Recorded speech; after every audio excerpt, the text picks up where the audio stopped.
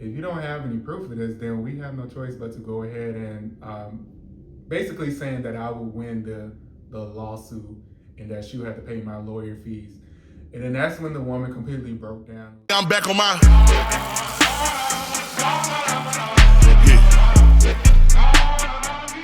Hey everybody, welcome back to my YouTube channel. Today I'm going to be talking about being sued for $8,000 due to my dog, unfortunately, that I adopted, Roxy. This was back around 2019, 2020. I decided to adopt a pit bull instead of, going to, breeders and stuff, trying to do the right thing and get a dog that, probably was abandoned or neglected and, try just basically doing the humane society thing, whatever you want to call it.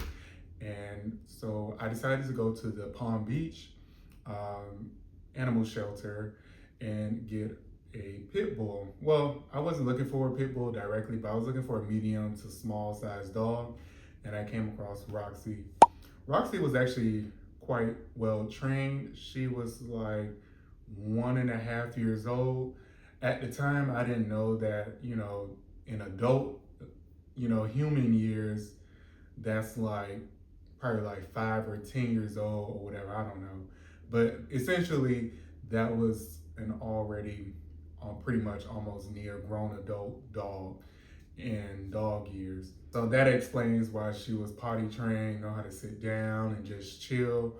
However, she had this slight weird thing where it doesn't matter what animal she came in contact with, whether it's a bird, a dog, a duck, or anything, she would just completely go into complete attack mode. And that was something that I was able to manage because we didn't have any other animals except for ducks at the time that were in the pond, not the pond, but like the canal behind us. It was a canal behind us. Unfortunately, there was no gate right there, so the ducks was just able to free roam around. But for the most part, they kept themselves all the way at the end of the canal, not on the end that we were living on. So I really didn't run into any much issues when it came to other animal encounters unless we went to the dog park. And most of the time the dog park was like empty, so she was able to chill.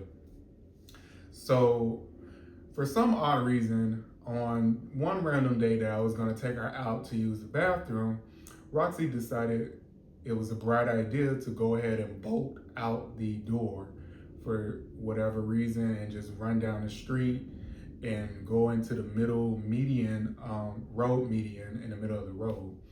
So I chased her all the way outside, tell her to come back or whatever, and she just wasn't listening and just kept walking off or whatever.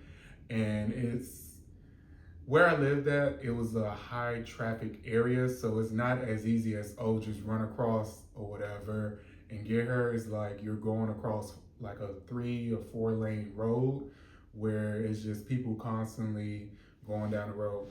And even if I did run towards her, she would just keep running further down the street. So that's when I decided to go inside my car and try to follow her. But by the time I get to my damn car, she done ran off somewhere else. So I got in my car, started riding around, and I pretty much lost her.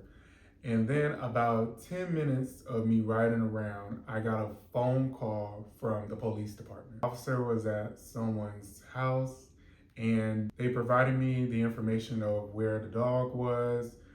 They decided to capture Roxy and put her where the dog pound. So you know how you have the shelter, but then there's a dog pound, like a dog jail.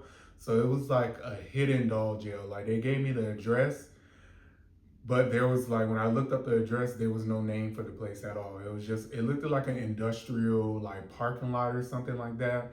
But it was actually where police officers parked their cars and all that stuff. But for some reason, it was like a dog pound off to the side. There was no phone number to the place at all. It was just an address. So I drove to the address and I picked up Roxy from the dog pound, paid the fee, the no leash law. I had to pay a fee for that. I explained the situation. It was like, okay, but your dog attacked another dog. And I was like, what? And they was like, yeah, your dog attacked another dog. It was bleeding. And I felt so bad. And I didn't get the contact information to go find out because I thought it was like, a braise. They said that, Roxy bit the other dog, which was like, I believe it was a Yorkie. She bit another dog, but they said it wasn't a puncture. It was like a braise across the stomach area. So they didn't give me a contact information or who the person was. They just told me that it was a neighbor down the street. So I was like, okay, cool, understandable. Out of nowhere, I got a knock on the door 5 days later, and this was the local county at my door. The lady asked for my name. I say, yes, that's my name. She was like, verify your date of birth. I'm like, that's my date of birth. She's like, okay, here, you've been served. I'm like, what? And it was one of those kind of situations where you only see it in movies, and I've never like seen it happen in person, where they say you've been served or whatever if you didn't pay your child support or anything like that. I was like, what do you mean I've been served? And she just said, sign here, and just walked off. She didn't explain nothing to me or whatever. She was like, this is your court date, that's it, and walked off. I opened the envelope and take a look, and I got a court notice. It was about this thick of paper. This was already during the pandemic when it was just starting and ramping up.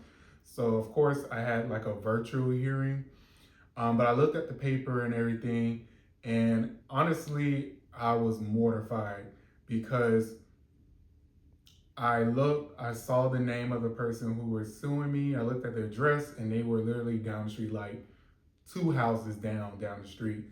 And I looked at the amount that they were suing me for, and it said $8,000.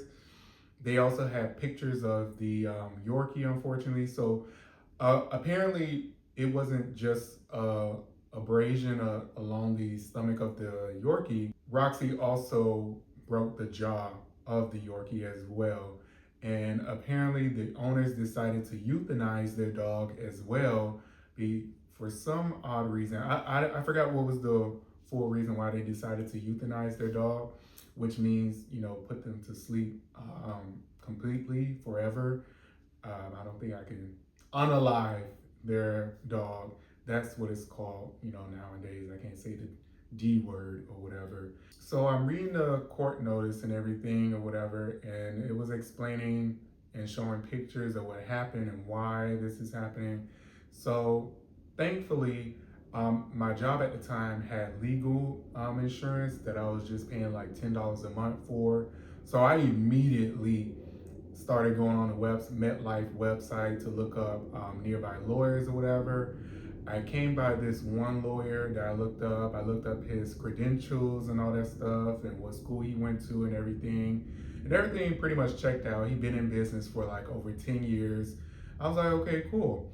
And also I looked up, for some reason they also put their race background on the profile of the lawyer. And it said he was Jewish. And I was like, oh, okay. I always heard things about Jewish lawyers or whatever. So I was like, okay, let me give this guy a shot or whatever. So I explained the situation, had my consultation. He was like, okay, cool. This is the court date. Just make sure you're there or whatever. And I was like, okay, cool. But things didn't stop there. About 2 or 3 days later, after my consultation with my lawyer about the situation, I get another knock at the door. This time it is FedEx. FedEx hands me an envelope. Don't know what it is. Did not order this. I signed for it. I opened the envelope, and it's a letter from the People's Court. And I'm like, why is the People Court reaching out to me? And I read the letter. Essentially, they wanted to pay me $500 to go on the show with my civil court case about the situation. I did call the number that was on the letter because I was like, oh, okay, maybe I don't have to pay the $8,000 or whatever, because that was the stipulation in the letter, was that I get paid $500 whether I win or lose the case, and if I lose the case, the plaintiff, I think it's called, would get the $8,000. So I gave the phone number in the letter a call, And essentially, the person that I was speaking to, they was like, yeah, you would get paid $500 no matter what when you show up on the show. Just the only thing is that you have to say that you do not feel like you're guilty. And I was like, wait a minute. I was like, I have to go up there and say that this is not my fault and that I do not feel like I'm guilty, even though technically it is my fault that my dog escaped without a leash and ran out the door. And they was like, yes. And at that moment, I thought to myself, I was like, no, I cannot do that, unfortunately. I'm not going to put my face on national television and make myself look like an ass, basically. And that's exactly what I told the person, that I'm just not going to do that at all. And pretty much that was it for that conversation. Um, they said, well, then we cannot take your case, unfortunately, if you do not want to say that you're not guilty and state that, that this situation was not your fault. I said, okay, cool. I'll take my chances with my lawyer. And so I immediately called my lawyer after that phone call because I found that weird or whatever. I was because I was like, how in the world did they find my case out of the millions of civil cases that happen on a daily basis? And my lawyer pretty much said that yeah, the plaintiff probably reached out to that show or whatever and tried to put it on national television so they can get the $8,000. So keep up with me now. There's no way in heck that this show found my case or whatever. And it kind of started to add up because $8,000 for a Yorkie, and I'm pretty sure it's not purebred because the location that I lived in previously, it wasn't a high net worth location. It was more of a low income to middle class area. So the idea of someone spending $8,000 on a dog and living in the area that I lived in, I highly doubt it. But my lawyer just said basically, don't worry about it or whatever. We just going to continue with the case with the court. So the court date came up finally. I was just in my car. I think I was leaving CVS. And then I got the phone call and I literally had court in the middle of a parking lot in a plaza.